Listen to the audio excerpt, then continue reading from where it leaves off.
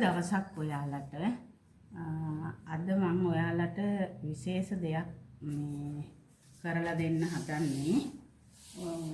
හැමෝටම මේ කාලේ ආර්ථික අමාරු කාලයක්නේ. ඉතින් ඒක නිසා ඔයාලට ආර්ථිකයෙන් යම් මට්ටමකට හරි ගොඩ එන්න පුළුවන් විදිහේ දෙයක් කරලා දෙන්න මම හදන්නේ.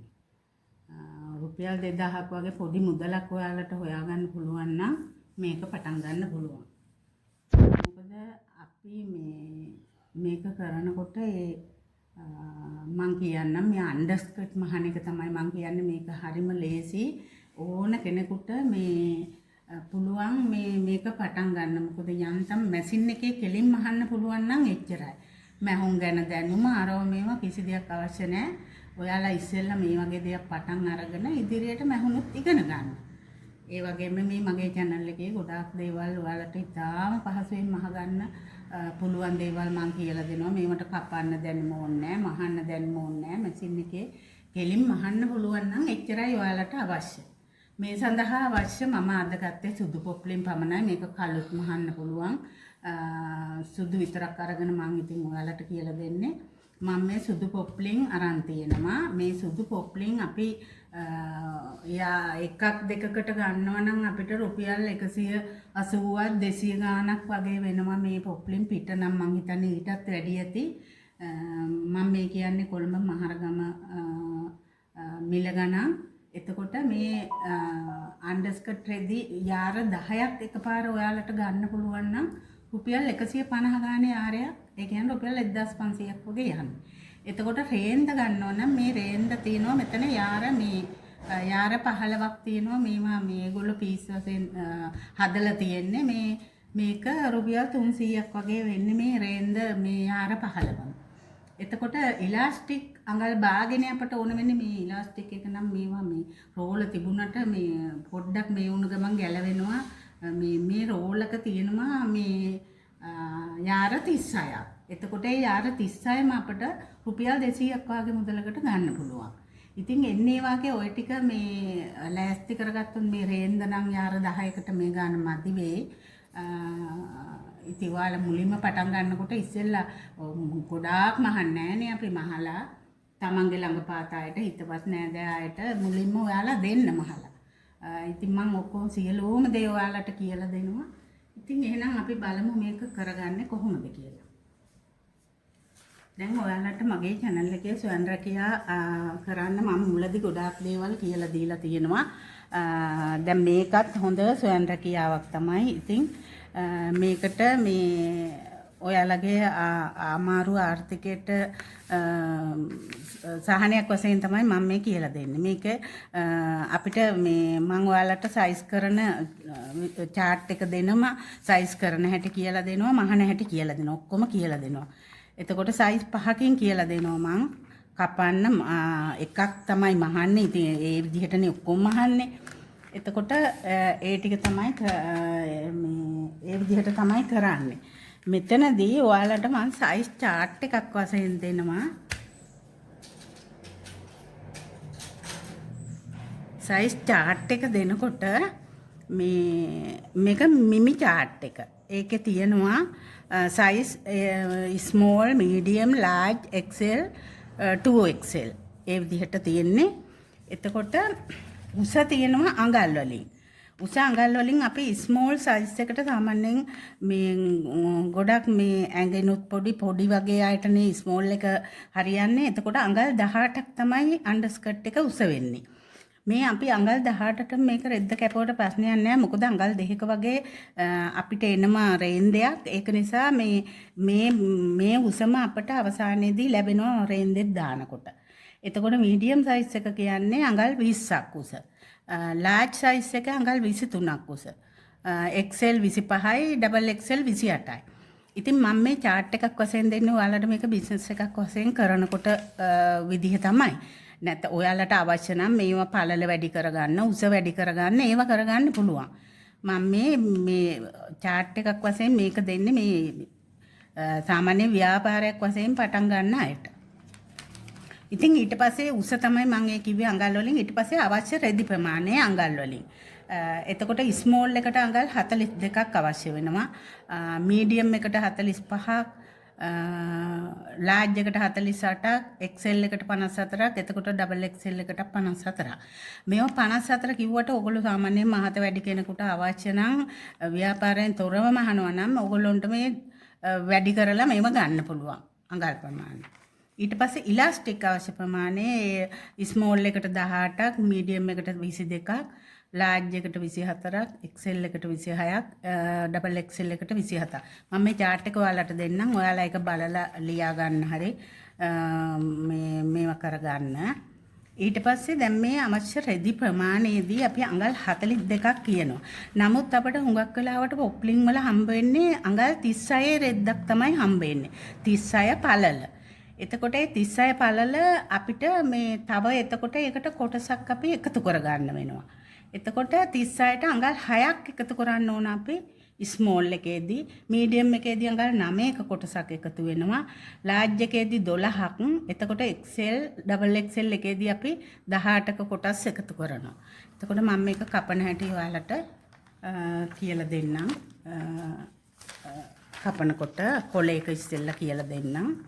එතකොට මේ රෙදි අපතේ නොයම අපි මහන්නත් ඕන. අපි ව්‍යාපාරයක් කරනවා නම් අපිට රෙදි කෑලි මේ එකකින් ඉතුරු වුණා කියලා අහක දාලා එහෙම කරන්න බෑ.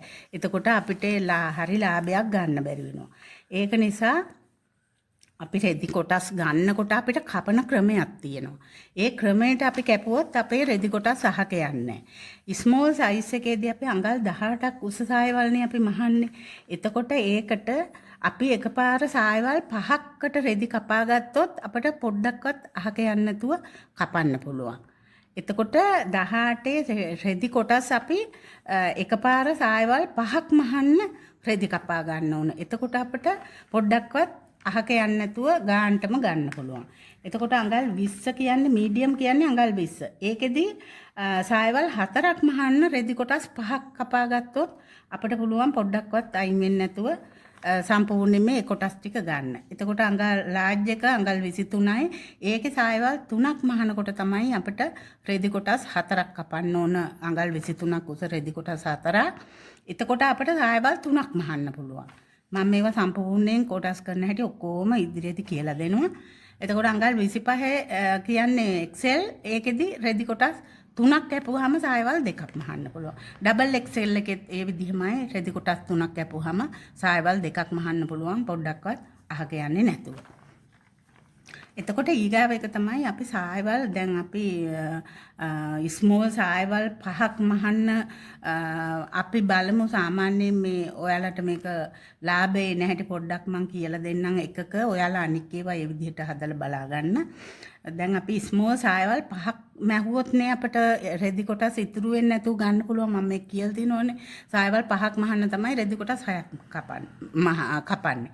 එතකොට අපි සායවල් 5ක් මහන්න අඟල් 18 කොටස් 6ක් කපන්න ඕන. එතකොට ඒ 6ක් කැපුවාම 6ක් කියන්නේ දැන් මේකේ සායවල් 5ක් නේ එන්නේ. එතකොට සායවල් 5ක් මහන්න අපට රෙදි යනවා අඟල් 18ක් කියන්නේ රෙදි යාර භාගයක්නේ. එතකොට යාර භාගේවා 6ක් කියන්නේ යාර 3ක්. ඔයාලට තේරෙනවනේ රෙදි යාර භාගයක් කියන්නේ යාරෙන් භාගයක්නේ. එතකොට යාරයකට 2යි. එතකොට රෙදි යාර 3ක් ඕන වෙනවා 6ක් සඳහා. එතකොට ඒ සඳහා අපි රුපියල් 150 ගානේ අපිට යාර 10ක් ගන්නකොට මේ ගන්න පුළුවන්. එතකොට 150 ගානේ යාර 3ට 450ක් වෙනවා. හරිද? 150 ගානේ යාර 3න් 150 වැඩි කරපුවම 450යි. ඒක අපි සායවල් ගානෙන් බෙදන්න ඕන. සායවල් 5න් බෙදුවහම රුපියල් 90ක් එනවා. ඒ කියන්නේ එක සායක රෙදි වලට යන වියදම තමයි මේ රුපියල් 90. එතකොට අපේ එක සායක රෙදි වලට රුපියල් 90ක් යනවා. එතකොට රේන්ද බැලුවොත් රේන්ද මේකේ යාර 15ක් තියෙනවනේ. යාර 15 300යි. එතකොට යාරයක් සාමාන්‍යයෙන් රුපියල් 20ක් වගේ වෙන්නේ. එතකොට රේන්ද වලට මෙතන යාරයයි කාලක් විතර වගේ යනවා. එතකොට රේන්ද වලට රුපියල් 25යි. ඉලාස්ටික් වලටත් රුපියල් 10ක් තියමු අපි. ඊට පස්සේ තව නූල් යනවා අපිට මැහුම් කුලිය වශයෙන් උත් 25ක් අපිට තියන්න පුළුවන්. එතකොට එකතුව බැලුවම 90යි 10යි 100යි 25 100යි 50යි 150යි. එතකොට අපිට වියදම යන්නේ සම්පූර්ණයෙන්ම මේ සායේ වියදම යනවා රුපියල් 150.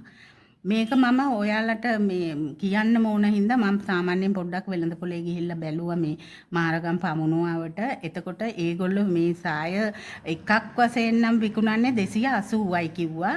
එතකොට තොග මිල 230 230කට දෙනවා කිව්වා තොග මිල. ඒ කියන්නේ එකපාර 6ක් ගන්න ඕන. 6ක් ගන්නව නම් 230 ගානේ දෙන්නම් කිව්වා. එකක් ගන්නව නම් 280යි කිව්වා. එතකොට මේ දෙකටම නැතුව ඔයගොල්ලන්ට සාමාන්‍යයෙන් අපි වෙළඳපොළ මිලට වැඩිය පොඩ්ඩක් අඩුවෙන් ඔයාලා මුලදි මහලා දෙන්න. එතකොට ඒ දෙනකොට මම කියන්නේ දැන් 150යි වියදමන්නේ ඔයගොල්ලෝ 250කට දුන්නා කියමුකෝ. අපි මේ මිලේ මැදගයක් වශයෙන් 250කට දුන්නා නම් ඔයාලට එක සහායකින් රුපියල් 100ක් ලාභ වෙනවා. හරිද? රුපියල් 100ක් ලාභ වුණාම ඉතින් ඔයාලට මේක ප්‍රශ්නයක් නෑනේ 250ට දුන්නා කියලා. ඉතින් එකකින් රුපියල් 100ක් ලාභ වෙනවා. ඉතින් ඔයාලා මුලදි මේක මේ ලොකුවට හිතන්න නැතුව පොඩ්ඩක් මහලා බලන්න. මහලා බලලා අහල පහල අයට හිතවත් අයට ඔයාලට ළඟ තියෙන ඉස්කෝලවල ළමයින්ට එහෙම මේවා දෙන්න පුළුවන් විශේෂයෙන් මේ අම්මලාට දෙන්න පුළුවන්. ඉතින් ඒ විදිහට ඔයාලා මේ ව්‍යාපාරය දියුණු කරගන්න එක ඉතින් ඔයාලගේ වැඩක්. හොඳට මහන්න ඕන. මහනකොට මම ඒක හරියටම කියලා දෙන්නම්. මේ වෙළඳපොලේ තියෙන ඒවා නම් මං හිතන්නේ එකපාර දෙපාර හොදනකොටම රේන්ද ගැලවිලා යයි. නමුත් අපි එහෙම කරන්න එපා. හොඳටම මහන්න ඕන. මේවා මහන්න ඔයාලට ඕලොක් මැෂින් ඕන වෙන්නේ නැහැ. මං ඒ ක්‍රමයට මහනකොට කියලා දෙන්නම්. ඉතින් ඔයාලට සාමාන්‍යයෙන් නිකන් මහන මැෂිමක් තිබුණා නම් හොඳටම ඇති. ඔයාලා ඒවා ව්‍යාපාර දියුණු වෙනකොට ඕලොක් කරව මේව අරගෙන කරන්න. ඉතින් එහෙනම් බලමු අපි මං ඉස්සෙල්ලම ඔයාලට කොලේක කපලා පෙන්නන්නම් මේක කොහොමද කරන්න කියලා. දැන් අපි හිතමු මේ තමයි අපේ රෙදි මේ 36 පළල. දැන් මේ පැත්තනේ අපේ 36 පළල වෙන්නේ. මේ තමයි බලවාටි දෙක. මේ බලවාටි දෙක මේක දිග ඇරලා තියෙන්නේ. මේ තමයි මේ සම්පූර්ණයෙන්ම මේ 36 පළල රෙද්ද. අපි එහෙම හිතමු. ඊට පස්සේ අපි මේක දෙකට නමනවා. දෙකට නමලානේ අපිට රෙද්ද එන්නේ 36 පළල රෙද්ද පොප්ලින් එක එන්නේ මොම දෙකට නමලා. ඊට පස්සේ අපිට තියෙන්නේ මේක දැන් දිගට රෙද්ද අපි යාර 10ක් ගත්තා නම් මෙහෙම දිගටම තියාගෙන අපි මේ විදිහට දිගට රෙද්ද නමලා තියාගන්න ඕනේ. තියාගෙන ඉවර වෙලා තමයි අපි කපන්නේ. ඊට පස්සේ අපිට තියෙන්නේ අපි මම මේකේ හරි මෙෂර්මන්ට් එකකට නෙමෙයි මම මේ ඔයාලට කියලා දෙන්න කරන්නේ. එතකොට අපි මේකේ ඔන්න අපි හිතමු මේ අඟල් 18 ස්මෝල් සයිස් එකනේ අපි මේ ඉස්සෙල්ලම කපන්නේ. ඔන්න 18 කොටස් වලට ඔන්න 18ට ඔන්න 18 1යි 2යි 3යි ඊට පස්සේ 4යි 5යි 6යි 1යි 2යි 3යි 4යි 5යි 6යි. ඔන්න කොටස් 6කට අපි අඟල් 18 ලකුණු කරගත්තා. ලකුණු කරගෙන අපි මේක 18 කොටස් කපනවා. දැන් මේ 36 රෙද්දෙන් තමයි අපි මේ කපන්නේ. ඔන්න 36 රෙද්දෙන් ඔන්න එකක් කැපුවා. මම මේ කිසිම දෙයක් නොදන්න කෙනෙකුට උනත් කරගන්න පුළුවන් විදිහට කියලා දෙන්නේ. මොකද සමහර වෙලාවට මම ගැන කිසිම දෙයක් දන්නේ නැහැ. සාමාන්‍යයෙන් මැදින් එකේ මහන්න පුළුවන් කම විතරයි තියෙන්නේ. ඔයගොල්ලොන්ට කෙලින් මැදින් එකේ මහන්න පුළුවන් නම් එච්චරයි අවශ්‍ය. ඔයගොල්ලෝ මහලා ඊට පස්සේ පුරුදු වෙන්න. මේක අමුතුවෙන් මහන්න දෙයක් නැහැ. මම ලේසියෙන්ම කරන ක්‍රමය තමයි කියලා දෙන්නේ. ඔන්න කොටස් 4යි.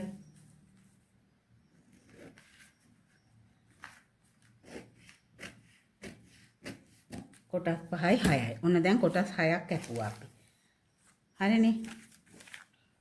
කොටස් 1යි 2යි 3යි 4යි 5යි 6යි. ඔන්න කොටස් 6 තියෙනවා. දැන් අපි මේ කොටස් 6න් එක කොටසක් අපි අයින් කරගන්නවා. එක කොටස අයින් කරාම අපිට කොටස් 5ක් තියෙනවනේ. ඔන්න අපි දැන් කොටස් 5 තියෙනවා. දැන් මේ තියෙන්නේ 36ක් පළල රෙද්ද. එතකොට අඟල් 18ක් උස. ස්මෝල් සයිස් එකේ අන්ඩර්ස්කර්ට් 5ක් මහන්න තමයි දැන් අපි හදන්නේ. හරිද? ඔන්න දැන් කොටස් 5 තියෙනවා. මේ ස්මෝල් සයිස් එකේ අඟල් 36ක් පළල කොටස් 6. දැන් මේක 36 පළල වුණත් අපිට 18යිනේ පළල එන්නේ. දෙකට දැන් අන්ඩර්ස්කර්ට් එක මහනකොට මෙහෙම දෙකට මෙහෙම නැවෙනවනේ. නැවිලානේ ඊට පස්සේ මේකනේ රවුම එන්නේ. නමුත් අපිට මේ කොටස මදි. ඒක නිසා අපි කරන්නේ අපිට දැන් මේ තව 6ක් කැපුවේ ඒකනේ. මේක අපි කොටස් 5කට කපන්න ඕනේ. ඒ කියන්නේ 36 පළල රෙද්ද කොටස් 5කට කපනවා අපි. අපි කපමුකෝ.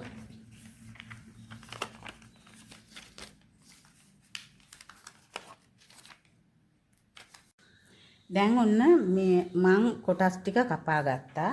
දැන් අර අපි ඉතුරු කරගත්ත කොටස තමයි මම මේ කොටස් 5කට කැපුවේ. ඒ කියන්නේ අඟල් 36ක් නේ. එතකොට සාමාන්‍යයෙන් අඟල් 4 5 35යි අඟල් 6මාරක් වාගේ හරියටම අඟල් 36 රෙද්ද තිබුණොත් අඟල් 6මාරක් වාගේ තමයි මේ කොටස එන්නේ. ඉතින් අපිට ඇති එතකොට 36යි 6ක් ආවහම 42ක් විතර එනමනේ එතකොට අපිට කොටුව. එතකොට ඇති. මේක පොඩි සාමාන්‍ය ස්මෝල් අඳින්නේ පොඩි වගේ ළමයිනේ. ඒගොල්ලොන්ට හොඳටම ඇති. ඉතින් අපිට තියෙන්නේ මේ කොටස මේකට මෙහෙම මුට්ටු කරලා ඒක මම මුට්ටු කරන හැටි ඔයාලට කියලා දෙන්නම්. ඕලොක් අවශ්‍ය නැහැ. ඕලොක් අවශ්‍ය නැතුව මුට්ටු කරලා ඊට පස්සේ මෙහෙම මේ ටික මුට්ටු කරගන්නවා අපි. මෙහෙම. දැන් හිතන්නකෝ අපි මුට්ටු කරා කියලා. එතකොට අඟල් 42ක දිගක් වෙනවා මේ රෙදි කෑල්ල. ඊට පස්සේ අපිට තියෙන්නේ මේක මුට්ටු කරලා මේ රේන්දේ අල්ලලා ඉලාස්ටික් එක අල්ලලා සාය මහන්න. එතකොට මම ඔයාලට කියලා දෙන්නම්. දැන් මේ අඟල් ස්මෝල් එකට නෙමේ අඟල් එතකොට 42ක් වාගෙන දිගෙන්නේ. ඒ ස්මෝල් එකට තමයි අර ඉතුරු කොටස 5කට කපලා අල්ලන්නේ. එතකොට මීඩියම් එකේදී අපි කරන්නේ මීඩියම් එකේදී සායවල් 4කට තමයි අපි රෙදි කපන්නේ. මීඩියම් එකේදී ඒ කියන්නේ කොටස් 4ක්. අඟල් 20 කොටස් 4ක් කපනවා මීඩියම් එකට. ඔයාලා මේක පටලව ගන්න එපා. දැන් මේ 18 එකනේ දීගාවට මම මේ කියන්නේ 21. පටලව ගන්න නැතුව එමීට අහගන්න. එතකොට අඟල් 20 මේ වගේම අපි කොටස් 4ක් කපනවා. ඒකේ කපන්නේ අපි කොටස් 4යි. මම මේකේ ඉස්සෙල්ලා chart එක දීලා තිනවා. ඔයාලා ඒක පිළිවෙලට බලා ගන්න. ඒ සායවල් 4කට තමයි කොටස් කපන්නේ. රෙදි කොටස් 5ක්. 20 කොටස් 5ක් කපනවා. ඊට පස්සේ කැපුවාම ඒකේ කරන්නේ අපි කොටස් සායවල් 4ක් මහන නිසා රෙද්ද මේ අඟල් 36 රෙද්ද 4ට නමලා කොටසක් එනවා අපිට. එතකොට ඒ කියන්නේ අඟල් 9ක්. 9යි 18යි 18යි 36යි. එතකොට 36ට මේ කොටස අඟල් 9ක කොටසක් එනවා මීඩියම් එකට. එතකොට මේ ලාර්ජ් එකට අඟල් 12ක කොටසක් එනවා. ලාර්ජ් එක කරන්නේ ලාර්ජ් එකේ සායවල් 3ක් තමයි අපි මහන්නේ. එතකොට කොටස් 4ක්නේ කපන්නේ. එතකොට කොටස් 4ක් කැපුවාම මේ කොටස 3කට නැවෙන්නේ. එතකොට සායවල් 3ක්නේ ලාර්ජ් එකේ මැහෙන්නේ. එතකොට රෙදි කොටස් 4යි. එතකොට මේක 3කට තමයි 36 කොටස නැවෙන්නේ. එතකොට අඟල් 12ක කොටසක් තමයි මෙතෙන්ට එකතු වෙන්නේ. එතකොට Excel එකේදී දෙකට නැමිලා අඟල් 18ක කොටසක් මේක ඩබල් Excel දෙකටම මේ දෙකට නම් කොටස් තමයි දාන්නේ. ඔයාලට වෙනම මහ ගන්න අවශ්‍ය නම් ඒකට මේකට ඕනනම් අපිට 36 කොටස් දෙකක්ම දාලා මහන්න පුළුවන් වැඩියෙන් පල්ල අවශ්‍ය කෙනෙකුට. ඒවා ඒ විදිහට කරගන්න මම මේ කියන්නේ ව්‍යාපාරයක් වශයෙන් කරන විදිහට කරගන්න ක්‍රමය. දැන් හරිනේ. ඊට පස්සේ අපි රෙද්ද කපලා බලමු. හරි. දැන් මේ අඟල් මේ ලාර්ජ් ස්කර්ට් එකට මේ කොටස කපා ගත්තා මම. කපාගෙන දැන් මේක ඒ කොටසට මේ මම ඔයගොල්ලන්ට ලාර්ජ් එකේ කිව්වේ මේ ලාර්ජ් එකේ 36 කොටසයි. දැන් මේ තියෙන්නේ 36 කොටස. මේ තියෙන්නේ 36 කොටස. හරිද? මේ ලාර්ජ් එකට 36 මේ අඟල් 23 උස 36 කොටස මේ කපලා තියෙන්නේ. එතකොට තව ඒකට මේ අඟල් 9ක් නෑ අඟල් 12. අඟල් 12ක කොටසක් මම මේ තව කොටසකින් තුනකට නමලා ඒ කියන්නේ 36 තුනෙන් බෙදුවන් 12යිනේ. ඒ 12 කොටසක් මම දැන් මේකට මෙහෙම මෙතෙන්ට ජොයින්ට් කරනවා. එතකොට තමයි අපිට මේ අවශ්‍ය සාය එන්නේ. මෙන්න මෙහෙම. හරි දැන් අපි මහලා බලමු.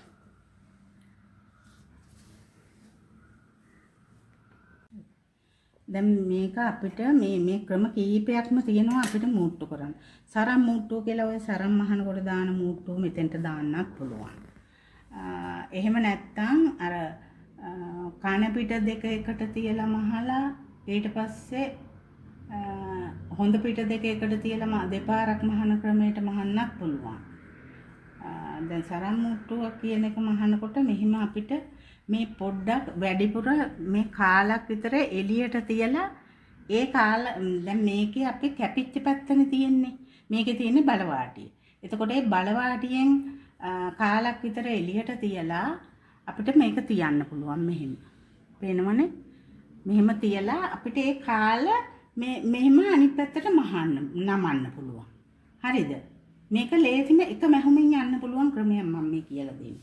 ඊට පස්සේ අපි මෙහෙම මහගෙන යනවා.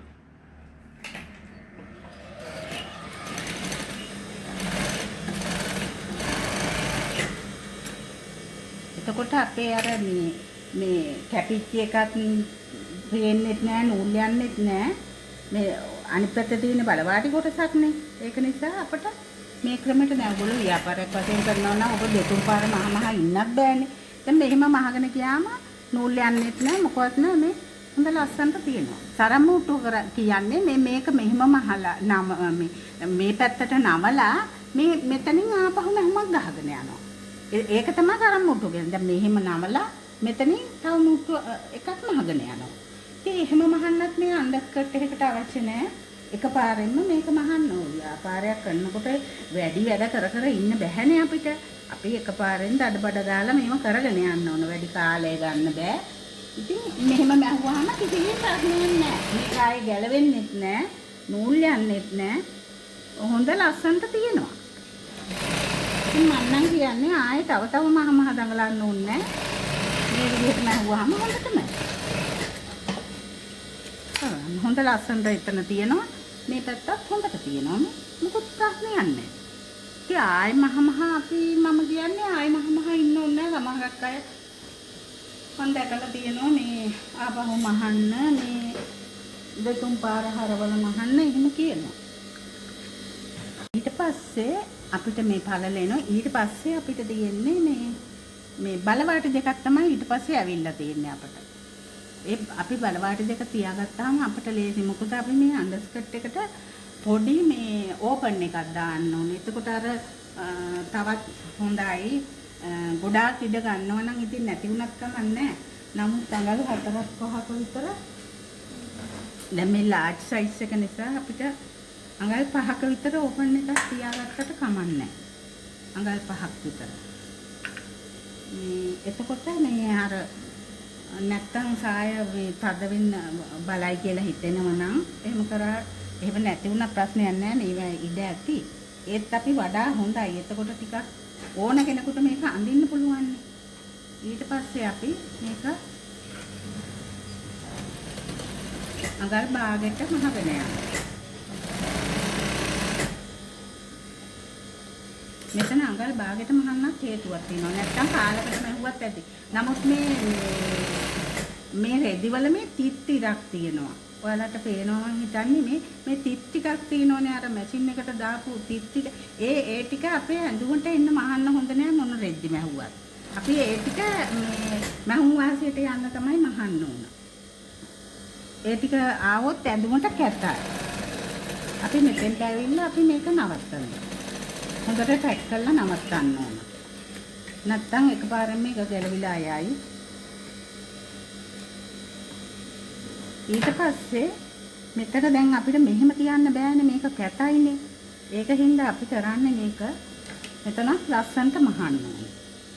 මෙතනත් අපි ලස්සනට මේ ඒ ආපු ගානම මෙහෙම නවා ගන්න දෙපැත්තටම මේ විදිහට ඒ අපි මහගෙන ආපු ගානම පහළට එනකම්ම මේ වගේ කරගන්න.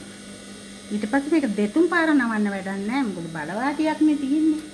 ඒක නිසා අපි මේක ඒ බලවාටියේ ඒ එක නැම්මෙන්ම මහගෙන ඉන්න ඕන මෙහෙම. මෙතෙන්ට මේ ආපු තැනට ඇවිල්ලා නතර කරලා මෙහෙම ඉදිකට්ට නිතරම ඇඳුමක් අපි මහලා නතර කරනකොට ඉදිකට්ට යට තියෙන්න ඕන. එතකොට රෙද්ද කොහෙවත් යන්නේ නැහැ. අපිට ඕන පැත්තකට හරවන්න පුළුවන්. උඩ තිබුණොත් එම අපිට එහෙම බෑ. ඊට පස්සේ මේ පැත්තටත් මහනවා ඕනනම් මෙතන තව පාරක් මෙහෙම යන්න. එතකොට තවත් ශාවි ශක්තිමත්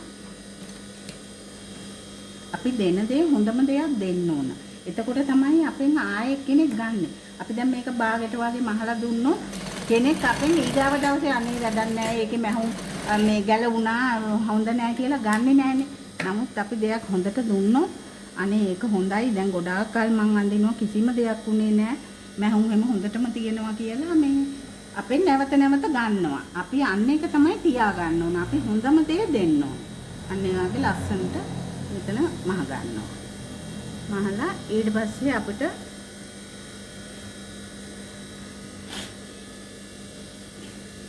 අපි රේන්දේ අල්ලනකොට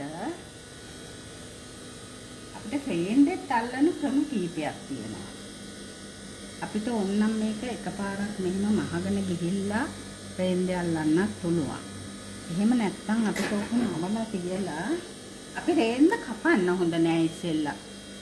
කපන්නේ නැතුව අපි කෙලින්ම මේකෙන්ම රේන්දේ අල්ලන්න ඕන. මොකද එතකොට චුට්ටක් හරි අහක ගියත් ඒක අපිට පාඩුවක් වෙනවනේ. එහෙම කරගන්න එපා. අපි රේන්දේ අල්ලනකොට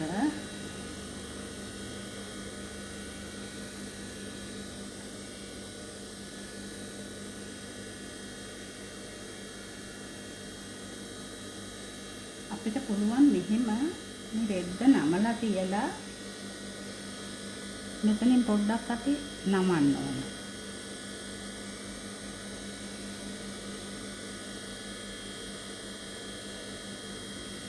එහෙම නමලා තියලා ඕන. මොකද එතනත් නැත්තම් නූල යනවනේ. අපි එහෙම කරන්න හොඳ නෑ. ඒක නිසා අපි මෙන්න මෙහෙම මේ පොඩි ප්‍රමාණයක් මේ කාලකටත් අඩුව වගේ ප්‍රමාණයක් මෙහෙම නවලා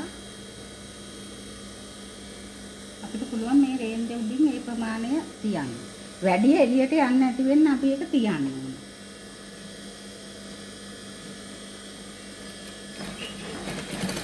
ඊළඟ අපේ මේ රෙද්දේ නැම්මේ ගානෙම අපිට මේක ඉස්සෙල්ලා ඕන නම් මෙහෙම නවාගෙන යන්න පුළුවන්. මේක ඔයාලට අපහසුම හිතෙනවා නම් පොඩි මෙහෙම නවලා මහගෙන යන්න. පුරුදු වෙනකන් මෙහෙම පොඩි ප්‍රමාණයක් මේක කාලකට චුට්ටක් අඩු වුණත් කමන්නේ කාලක් නවන්නකෝ. ඔන්න ඔහොම. ඒ කාල තමයි මේ රේන්දෙත් ඒ හරියට ඒ කාල ඒ රේන්දේ ඒ ගානටම තියන්න ඕන. තියලා මේ ගානට ලස්සනට මෙහෙම මහගෙන යන්න ඕන. අන්නරම ලස්සනටම තියෙනවා. මේකත් ක්‍රම කීපයක් තියෙනවා අල්ලන්න. මම මේ එක ක්‍රමයක් තමයි මම මේ කියලා දෙන්නේ. ඔයාලටත් අත්හදා බලලා වෙන ක්‍රමයක් හදා ගන්නත් පුළුවන්. ඕනනම් මේ වාටි ඉස්සෙල්ලා මහගෙන ගිහිල්ලා තියලා මහන්නත් පුළුවන්.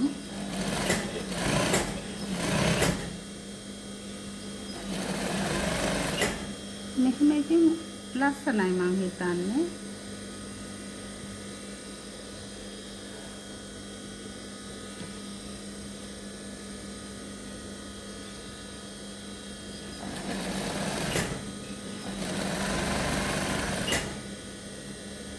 තව එකක් මේ පොප්ලින් රෙදි ගන්නකොට දැන් හරි ප්‍රශ්නයක් තියෙනවා. මේ සිල්ක් රෙද්දක් එනවා පොප්ලින් කියලා. සමහර කඩවලින් දෙනවා මේ කොටන් එක නැතුව සිල්ක් රෙද්දක් දෙනවා.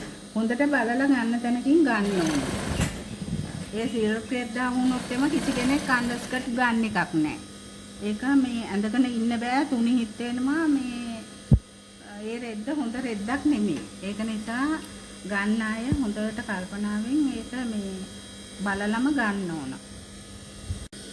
දැන් අපි මෙහෙම මහගෙන ඇවිල්ලා මේ අවසානයේදී පොඩ්ඩක් ඉඩ තියලා අපි රේන්දේ කපනවා.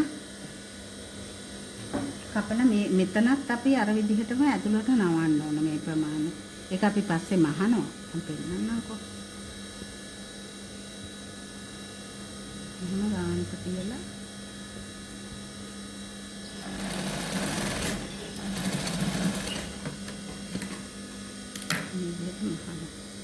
ඊට පස්සේ අපිට මේක ඉතින් මෙහෙම තියෙනවට එච්චර හරි නෑනේ. ඒක හින්දා අපි තව සමාන්තරව තව මෙහෙමක් ගහගෙන යනවා.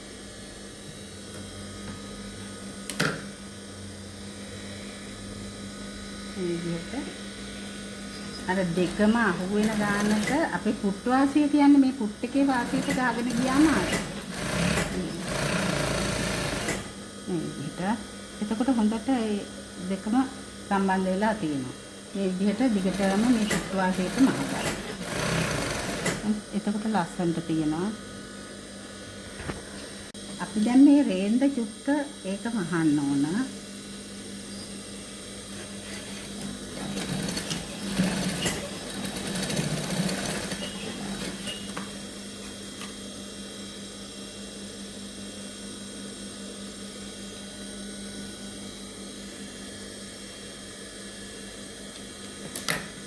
දෙපැත්තම ඒකේ රෙන්ද කෑල්ල මේ නූල් යනවනේ නැත්තම් ඒකෙන්ද ඒක වහන් ගන්නවා.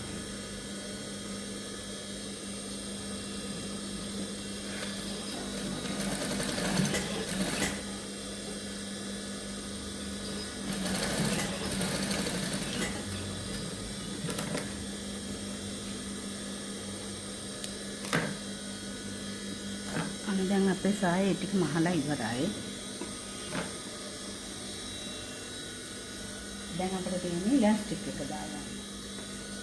ඉලාස්ටික් එක දානකොට මම කියලා දෙන්නම් ඔයාලට. දැන් අපිට පුළුවන් ලේසිම ක්‍රමේ නම් අපි මෙහෙම එකපාරක් මහලා මෙහෙම තව පාරක් මහලා අපිට මේක මහගෙන යන්න පුළුවන්. අපේ රෙන්ද කෑල්ල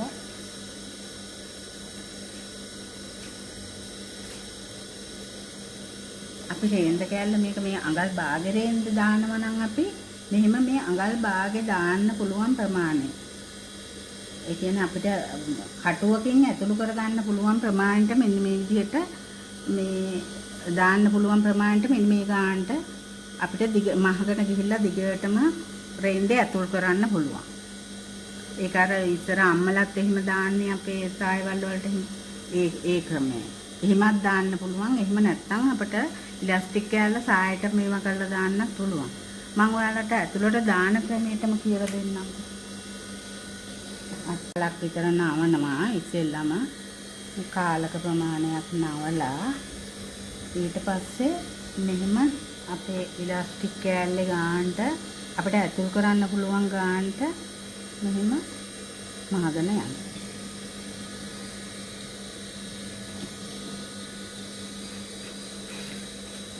මෙහෙම පොඩ්ඩක් අපි එතන ටැග් කරලා මහගෙන ගිහිල්ලා අපි මෙතනින් අඟලක විතර ප්‍රමාණයක් වටේ මහගෙන ඇවිල්ලා ඉතුරු කරන්න ඕන.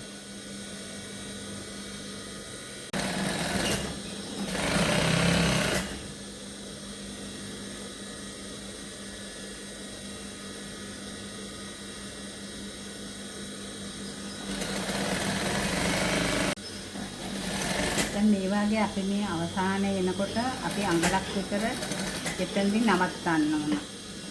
නතර කරලා අපි ඉලාස්ටික් එක ඇතුල් කරගන්න. මම මේ ලේසිම ක්‍රමය කියලා දුන්නේ නැත්තම් මේ ඉලාස්ටික් එක මෙහෙම මේ ජොයින් කරලා මේක හතර පැත්ත ලකුණු කරගෙන මේකෙත් හතර පැත්ත ලකුණු කරලා ඒ තැන් වලින් කියලා ටැග් කරගෙන මහන එහෙම ක්‍රමයක් තියෙනවා. ඉතින් මේ ලේසිම ක්‍රමය තමයි මම මේ කියලා දෙන්නේ. දැන් අපි මේක මෙතනින් මේ කටුවක් ආධාරයෙන් ඇතුළට දාන්න ඕනේ.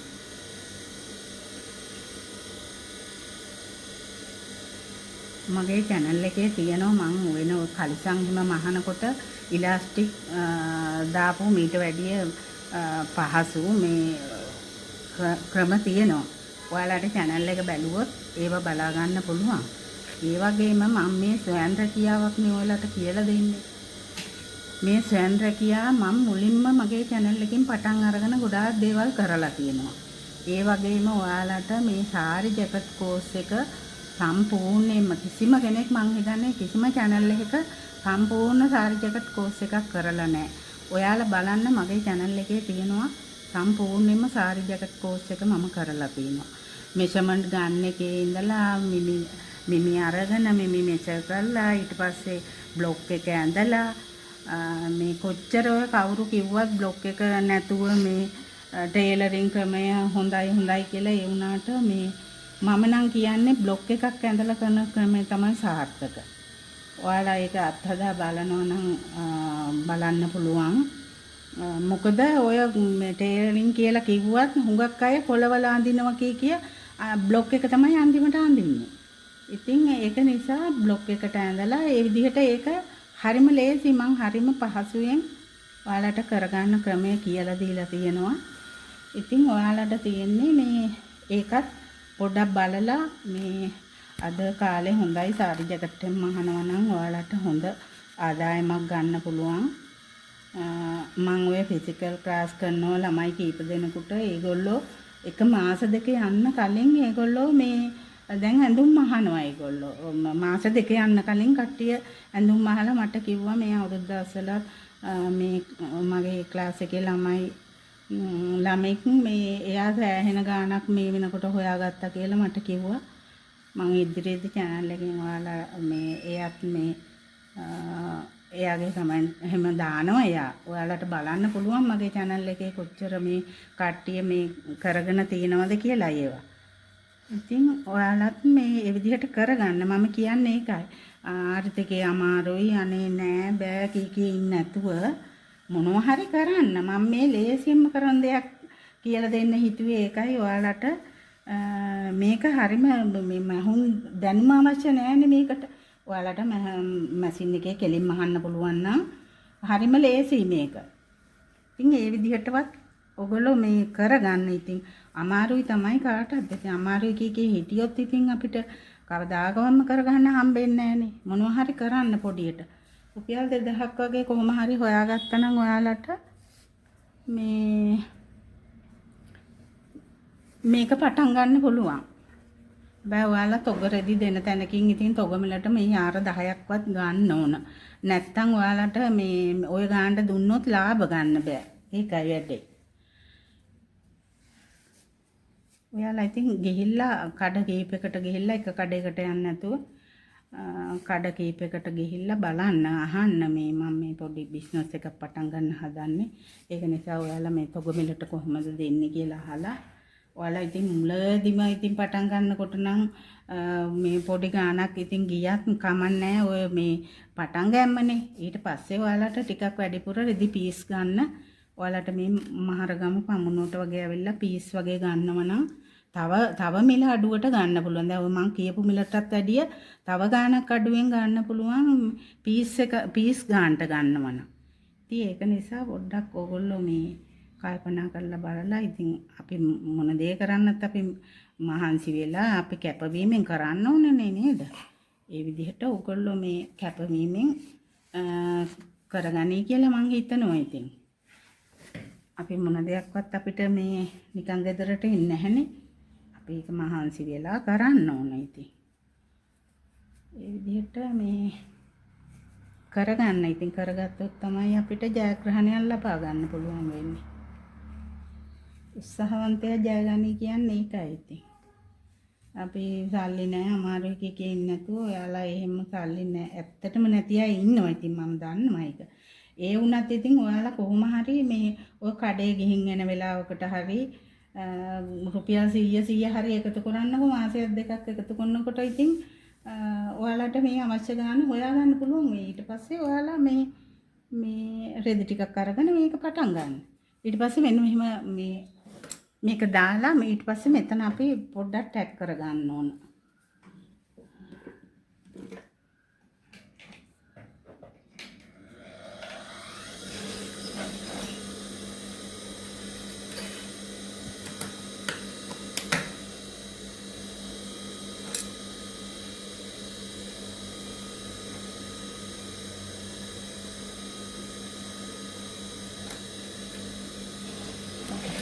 එහෙනම් දෙතුන් පාරක් හොඳට මේක ටැග් කරන්න ඕන. නැත්නම් ගැලවෙනවනේ. ටැග් කරලා ඒක අපි ඇතුළට දාගන්න.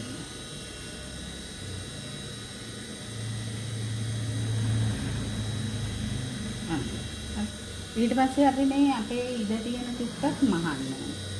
නැත්නම් එතනින් ඊට පස්සේ ඒකට ප්‍රශ්නයක් නෑ. ඒක හින්දා